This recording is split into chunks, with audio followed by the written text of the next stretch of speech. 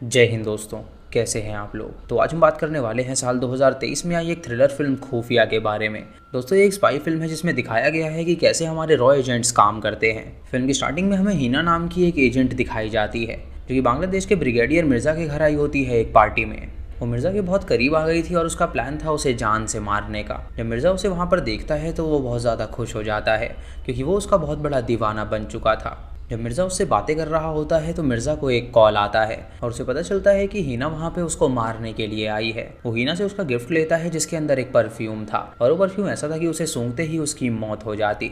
वो हीना से कहता है कि उसने उस पर भरोसा किया था लेकिन उसने उसका भरोसा तोड़ दिया है और वो एक फोक उठा के उसकी गर्दन में घुसा देता है जिससे उसकी मौत हो जाती है।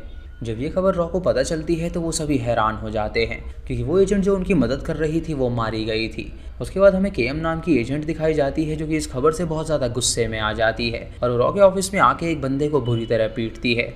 उसका चीफ वहाँ पे आके उसे रोकता है तो वो उससे कहती है कि उसकी वजह से वो मारी गई। तो चीफ उससे कहता है कि इसमें उनकी कोई भी गलती नहीं है। उसके बाद हमें 6 महीने पहले की कहानी दिखाई जाती है जहाँ हीना एक बांग्लादेशी लड़की थी जो कि केएम के ऑफिस में आई थी ताकि वो उसके प्लान में शामिल हो सके। उसने केएम से कहा था कि वो उसकी मदद कर सकती है ताकि वो मिर्जा को जान से मार सके, लेकिन केएम ने उसे इनकार कर दिया था और उससे कहा था कि जो वो समझ रही है वैसा कुछ भी नहीं है। वो एक नॉर्मल लेडी है जो कि यहाँ पे काम करती है।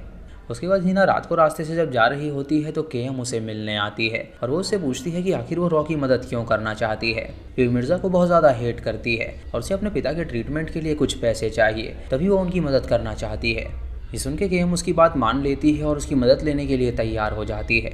उसके बाद कहानी प्रेजेंट में आती है जहाँ चीफ केएम से मिलने के लिए आता है और वो उससे कहता है कि आखिर वो कब तक जॉब छोड़ के ऐसे रहेगी। वो उसके लिए एक नया मिशन लेकर आया है और उसे पता चला है कि उनके ऑफिस में एक मोल है जो कि ये खबर आईएसआईएस और बांग्लादेश तक पहुँचा रहा है। उस बंदे का नाम रवि है और वो यहाँ पे अपनी बीवी और बच्चे के साथ रहता है और उसकी एक बूढ़ी माँ भी है जो कि उसके साथ ही रहती है। वो ऑफिस में जो भी इन्फॉर्मेशन होती है वो चुराता है और वहाँ पे फैक्स कर देता है ताकि आईएसआईएस को पता चल सके कि उसका नेक्स्ट प्लान क्या है। रवि पे उन लोगों ने नज़र रखी हुई थी और वो उसकी हर एक गतिविधि को ट्रैक कर रहे थे। तभी उन्हें उसकी एक चिट मिली जिसमें एक कोड लैंग्वेज लिखी हुई थी और जब उन्होंने उसे डिकोड किया तो उन्हें पता चला कि उसमें परफ्यूम लिखा हुआ है, यानी कि मिर्जा तक वो खबर उसी ने पहुंचाई थी। अगले दिन केएम अपने बेटे के एक प्ले में जाती है जहाँ पे वो लेट हो जाती है जिससे उसका बेटा उस पर बहुत ज़्यादा गुस्सा हो जाता है। वहाँ पे उसका एक्स हस्बैंड भी आया होता है और वो सभी डिनर करने जाते हैं, लेकिन तभी केएम को उसके चीफ का मैसेज आ जाता है और वो वहाँ से चली जाती है। उसका बेटा अपने पिता से पूछता है कि आखिर माँ को इतनी जल्दी क्यों रहती है, तो उसका बेटा उसे कोई जवाब नहीं देता और उससे माफ़ी मांगता है क्योंकि वो अपने बेटे को नहीं बता सकता था कि उसकी माँ देश के लिए काम करती है। अगले दिन वो सभी वो ऑपरेशन करने के लिए तैयार हो जाते हैं जहाँ में उन लोगों को रवि पे नज़र रखनी थी ताकि उन्हें पता चल सके कि आखिर उसके साथ कौन कौन मिला हुआ है। उसे घर में कैमराज लगा देते हैं और उस पर नज़र रखने लगते हैं। रवि की बीवी चारू एक हाउसवाइफ होती है जो कि रोज़ साफ़ सफाई करती थी और अपने बेटे का ख्याल रखती थी। रवि की माँ यारा जी नाम के एक बाबा की भक्त थी और वो उनके प्रवचन कभी भी मिस नहीं किया करती थी। उन्होंने रवि के ऑफिस में भी कैमरा लगाया होता है और एक दिन रवि फोटोकॉपी मशीन से ढेर सारी कॉपीज़ निकालता है जिसके अंदर उसने कोड लैंग्वेज में कुछ लिखा हुआ था। फिर हमें पास्ट की कहानी दिखाई जाती है जहाँ केएम जब बांग्लादेश में काम कर रही थी उन लोगों ने परफ्यूम बना दिया था मिर्ज़ा को मारने के लिए और ये खबर देने के लिए वो हीना के पास जाती है, लेकिन हीना उससे काफ़ी ज़्यादा अट्रैक्टेड थी तो वो उसे किस कर देती है और उसके बाद वो दोनों इंटीमेट भी होती हैं जिससे हमें पता चलता है कि वो दोनों एक दूसरे से प्यार करती थी। फिर कहानी प्रेजेंट में आती है जहां हम रवि को देखते हैं जो कि अपनी बीवी के लिए एक बहुत ही महंगा हार लेकर आया था। चारू उससे पूछती है कि आखिर इतने महंगे गिफ्ट वो कहां से लेकर आ रहा है, कहीं वो कोई गलत काम तो नहीं कर रहा। तो वो उसे बताता है कि उसने कुछ आतंकवादियों का पर्दाफाश किया है जिससे रॉस पे खुश हुआ है और उसे ढेर सारे पैसे मिले हैं। ये सुन के उसकी बीवी उसकी बात मान लेती है और जब उसकी माँ ये देखती है तो वो उसे अपने पास बुलाती है और वो उससे कहती है कि क्या उसने वो मैसेज डिलीवर कर दिया। जब रॉ के बंदे ये बात सुनते हैं तो उन्हें पता चलता है कि उसकी माँ भी इसमें उसका साथ दे रही है और उसके बाद चीफ सबको बताता है कि उसकी माँ कोई मामूली औरत नहीं है बल्कि रवि का जो पिता था वो भी एक ट्रेटर था और वो उनकी इन्फॉर्मेशन बाहर दिया करता था और उसकी माँ भी उसका साथ देती थी और अब वो अपने बेटे का साथ दे रही है। वो लोग जब उसके परिवार पर नज़र रखते हैं तो उन्हें पता चलता है कि चारू एकदम क्लियर है और उसे कुछ भी नहीं पता कि आखिर रवि और उसकी माँ क्या कर रहे हैं।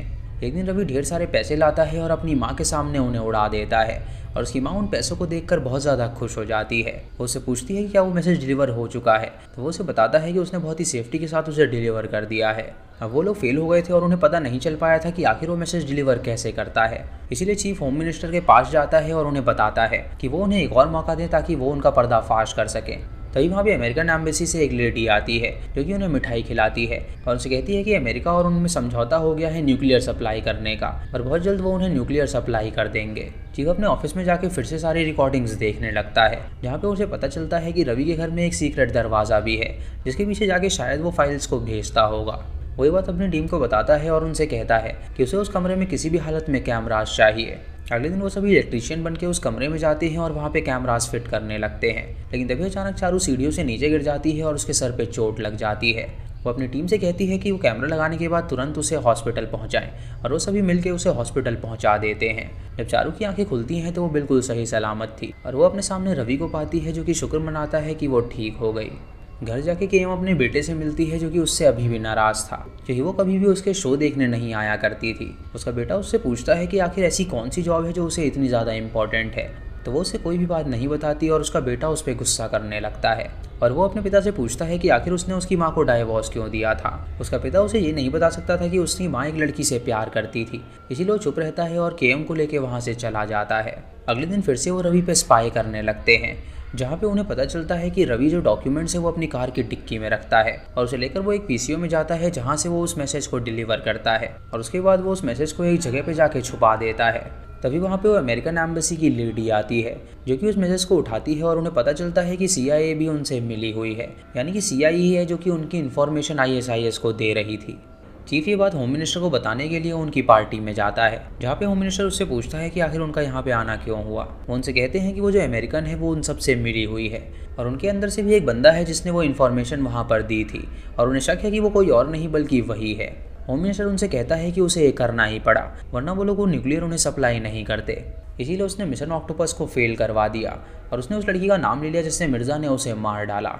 अब वो सभी अगले दिन का इंतजार कर रहे होते हैं ताकि वो रवि को रंगे हाथों पकड़ सकें, लेकिन रवि जब अपने ऑफिस में होता है तो उसको कैमरा नजर आ जाता है और उसे पता चल जाता है कि रॉ उस पे नज़र बनाए हुए है। वो तुरंत अपने घर में जाता है और वहाँ भी वो कैमरास को देख लेता है और वो जब बाहर देखता है तो उसे पता चलता है कि जो बाहर दूध वाला मौजूद है वो उनका आदमी है और वो वहाँ पे जाके उन्हें शूट करके मार डालता है। रात को सारा सामान पैक करने लगता है तो चारू उससे पूछती है कि आखिर वो कहाँ पे जा रहा है, तो वो उससे कहता है कि उन्हें यहाँ से निकलना होगा। चारू एक सोल्जर की बेटी होती है जिसका पिता बहुत ही ज़्यादा ईमानदार आदमी था और वो ये बात सुन के समझ जाती है कि ज़रूर उसने अपने देश से गद्दारी करी है। वो उससे पूछती है कि क्या उसने अपने देश को बिट्रे किया है, तो वो उसे कहता है कि उसे ये करना ही पड़ा वरना वो अमीर नहीं बन सकता था। चारू उसके साथ जाने से इनकार कर देती है और वो उससे कहती है कि वो अपने बेटे को भी उसे नहीं ले जाने देगी, लेकिन तभी रवि की माँ उसे शूट कर देती है जिससे वो बेहोश हो जाती है और उसके बाद वो अपने बेटे और उसके पोते को लेकर वहाँ से निकल जाती है। उसके बाद हमें 6 महीने बाद की कहानी दिखाई जाती है जहाँ पे हम चारू को देखते हैं जो कि अपने घाव से अब रिकवर कर गई थी और वो अपनी फैमिली फोटोज देखने लगती है ताकि वो अपने बेटे को याद कर सके। उसी एल्बम में उसे केएम की फोटो भी नजर आती है जो कि उसके पति के ऑफिस में काम करती थी और वो उसके साथ खड़ी हुई थी। जब वो उसका ब्रेसलेट देखती है तो उसे याद आता है कि वो वही लेडी है जिसने उस दिन उसकी जान बचाई थी और वो उसके पास जाती है उससे मदद मांगने के लिए। केएम उसकी मदद करने के लिए तैयार हो जाती है और उससे कहती है कि अगर उसे अपना बेटा चाहिए तो उसे उसके लिए काम करना होगा और वो उसके लिए काम करने के लिए राज़ी हो जाती है। वो उन्हें ट्रेनिंग देते हैं और उसे अमेरिका भेज देते हैं क्योंकि वहाँ पे यारा बाबा का सत्संग चल रहा था और वो जानती थी कि उसकी सास उसकी फ़ैन है तो वहाँ पे ज़रूर आएगी। एक दिन उसकी सास यारा बाबा के सत्संग में आती है और उसे देखकर वो बहुत ज़्यादा खुश हो जाती है और जब वो यारा बाबा से मिलती है तो यारा बाबा उसे उसकी बहू से मिलवाता है और उसे कहता है कि वो इसे एक्सेप्ट कर ले क्योंकि उसने अपने आदमियों से पता किया है और ये बिल्कुल क्लियर है और यहाँ पे वो रॉ एजेंट्स के साथ हरगिज़ नहीं आई है। ये सुन के उसकी माँ उसे एक्सेप्ट कर लेती है और अपने घर ले आती है और उसे माफ़ी मांगती है उसे गोली मारने के लिए। जब कुणाल और रवि वहाँ पर आते हैं तो वो दोनों उसे देखकर खुश हो जाते हैं, लेकिन रवि अपनी माँ से पूछता है कि क्या पता वो रॉ के साथ आई हो, लेकिन उसकी माँ उससे कहती है कि यारा बाबा ने उसे बताया है कि सब कुछ क्लियर है तो उन्हें चिंता करने की कोई भी ज़रूरत नहीं है। रवि उसे बताता है कि CIA उन पर यकीन नहीं करेगी, इसीलिए वो उसका एक इंटरव्यू लेना चाहती है।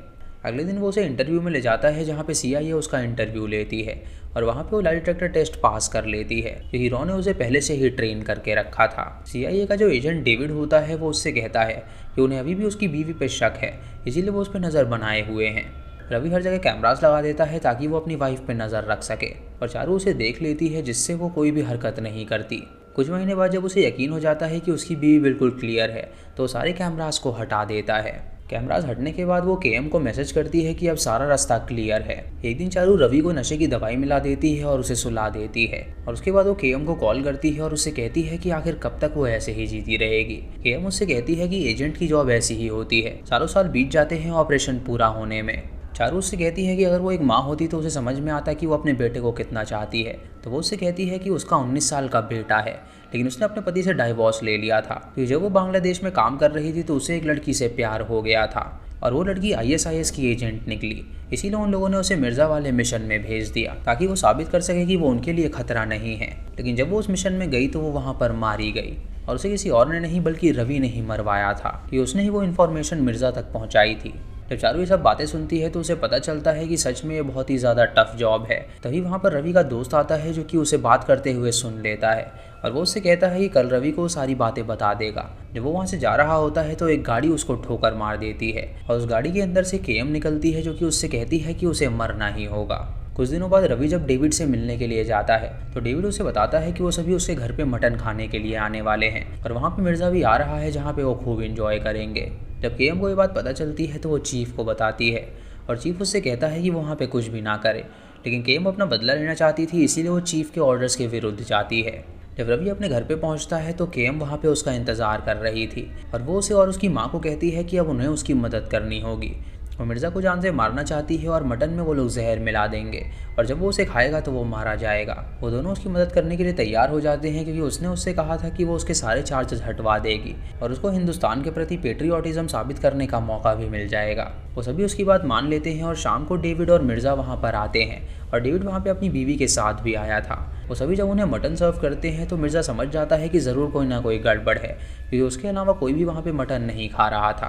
तभी मिर्ज़ा चाकू निकालता है और उसकी माँ के गर्दन पे रख देता है, लेकिन तभी वहाँ पर केएम आ जाती है जो कि मिर्ज़ा से कहती है कि वो वहाँ से हट जाए और मिर्ज़ा का चाकू उसकी माँ की गर्दन पे चल जाता है जिससे उसकी माँ की वहीं पर मौत हो जाती है। ये देखकर रवि को बहुत गुस्सा आता है और वो मिर्ज़ा को जान से मार डालता है और उसके बाद वो केएम को भी जान से मारने वाला होता है तो केएम उससे कहती है कि वो ऐसा बिल्कुल ना करे क्योंकि उसकी माँ तो मर गई लेकिन उसका बेटा अब भी जिंदा है और उसके लिए वो एक कातिल बिल्कुल ना बने। उसके बाद केएम डेविड से सौदा कर लेती है और वो CIA से हाथ मिला लेती है और डेविड को अपने साइड कर लेती है ताकि वो ISIS की इन्फॉर्मेशन उन्हें दे सके। रवि को वापस इंडिया भेज दिया जाता है और चारू अपने बेटे के साथ बहुत ही खुश होती है। दोस्तों इसी के साथ ये मूवी यहीं पर ख़त्म हो जाती है। तो दोस्तों ये थी इस फिल्म की कहानी जहाँ सभी एक्टर्स ने बहुत ही बढ़िया काम किया है, लेकिन इस फिल्म की स्टोरी कुछ खास नहीं है। अगर ये मूवी थिएटर में रिलीज़ हुई होती तो ये पक्का फ्लॉप होती। आपका इस मूवी के बारे में क्या ख्याल है, आप हमें कमेंट सेक्शन में ज़रूर बताइएगा। चैनल पे नए हैं तो इसे सब्सक्राइब करें और बेल आइकॉन दबाएं नोटिफिकेशंस के लिए। और दोस्तों वीडियो को लाइक और शेयर करना बिल्कुल मत भूलिएगा। तो मैं मिलता हूँ आपको अगली वीडियो में, तब तक के लिए जय हिंद।